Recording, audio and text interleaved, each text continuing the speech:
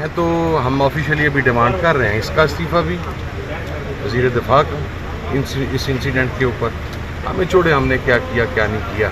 हमें किसी ख्वाजा आसिफ जैसे शख्स की ज़रूरत नहीं है कि उसे सर्टिफिकेट लें कि हम बेवतन हैं या नहीं हैं। हमने जो भी किया सो किया। ये बताए 500 बंदा अगवा क्यों हुआ? अगर वहाँ पर कैजुअल्टीज़ 25 हैं तो ये जश्न मनाने वाली बात है बेशर्म आदमी के लिए कि जी फलाना कह रहा था, फलाना सोशल मीडिया कह रहा था कि 100 कैजुअल्टीज़ या 25 हुई हैं तो ये कामयाबी तुम्हारे नज़दीक। अगर 25 अफराद मर गए हैं, इस दुनिया से चले गए हैं, पूरा पाकिस्तान 36 घंटे क्योस में रहा है, तो ये कामयाबी है। इक़्तिदार की हवस के अंदर ये लोग पागल हो चुके हैं। इन्हें रमज़ान के इस महीने का वक्त तकद्दुस नहीं है। I don't want to say something but आप यानी इस वाक़े के ऊपर भी वज़ीर दिफा की गुफ्तगू का मायार ये है तो बस फिर मैं ये कह सकता हूँ कि ऐसी जमहूरियत पे ना लिल्लाहि व इन्ना इलैहि राजिऊन नहीं सकता। ये खड़ा हुआ है। उस मसले को हल करने के लिए आप किसी एक फ़र्द की राय की बुनियाद पर या 2 अफराद की राय की बुनियाद के ऊपर एक फ़ैसला नहीं करते। इसका एक्चुअली सेटल करने का तरीकाकार ये है कि जितने बलूचिस्तान के स्टेक होल्डर्स हैं उनको इकट्ठा किया जाए, चाहे उनकी शक्लें आपको पसंद हों या ना पसंद हों, वो आपके साथ हुकूमत में हों या ना हों, बहरहाल वो स्टेक होल्डर्स हैं, उन्हें आप एक टेबल के ऊपर बिठाएं। वहाँ पर एक सीर हासिल गुफ्तगू करने के बाद डे 2 डेज़ 3 डेज़ मैक्स आप एक चार्टर वहाँ का तैयार करें बलूचिस्तान का, जिसे चार्टर ऑफ बलूचिस्तान करार दिया जाए, तमाम पार्टीज़ उसके ऊपर यकसू हों। उसके बाद जो वहाँ पर डिसीज़न हो रियासत उसके ऊपर अमल करे। आपने ऑपरेशन करना है। पहले कितने ऑपरेशन हो रहे हैं बलूचिस्तान में? पहले मैं कॉन्स्टेंट ट्रैवलर हूँ बलूचिस्तान का। मैं 3 माह से बकवास कर रहा था कि बुलान और सिबी का जो रोड है उस 48 किलोमीटर के ऊपर आप ट्रैवल नहीं कर सकते।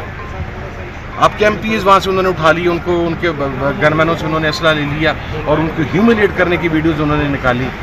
आपके इस किला सैफुल्ला से लेकर चमन तक आप मुझे जाके दिखाएं किसके झंडे लगे हुए हैं वहाँ पर। पाकिस्तान का एक झंडा नहीं है वहाँ पे। मैं खुद ट्रैवल करके आया हूँ और ये इशू मैंने इंटीरियर कमेटी की मीटिंग के अंदर उठाया था, स्टैंडिंग कमेटी की। सुनता नहीं है कोई यहाँ पे।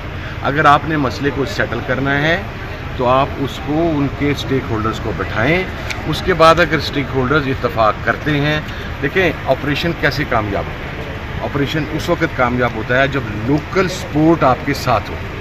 अगर लोकल सपोर्ट आपके साथ नहीं होगी तो इससे पहले भी आपने 40 ऑपरेशन कर लिए हैं, क्या रिजल्ट आया? अपने बारे में बात कर रहा था कि मैं एक SHO की मार हूँ, वो किसी ने गलत बयानी की थी। असल में वो एक ASI की मार है, एक SHO की मार नहीं है। वो आपके सामने है। आज उठ के मुंह उठा के चले जाएंगे वहाँ पे, कौम को भाषण दे देंगे कि जनाब कामयाब हो गए, ये हो गए। जिन घरों से 25 जनाजे उठने उनसे जाके पूछें आप कामयाब हैं कि आप कामयाब नहीं हैं। जिन घरों के कफील इस दुनिया से चले गए उनसे जाके पूछें कि आप कितने कामयाब हुए हैं और कितने कामयाब नहीं हुए।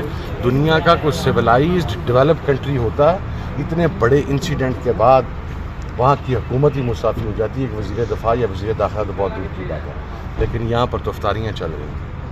यहाँ पर तो लोगों को जनाब वो जश्न मनाए जा रहे हैं, मुख्तलिफ तकरीबात चल रही हैं। तो कौम के सामने इनका एक्चुअल चेहरा आ रहा है कि इनकी प्रायोरिटीज़ क्या है। अच्छा सर, आपको क्या लगता है कि ख्वाजा आसिफ के इस्तीफ़े से ही जो मसले का हल निकलेगा या इस मसले का हल सियासी जो है टेबल के ऊपर बैठ के?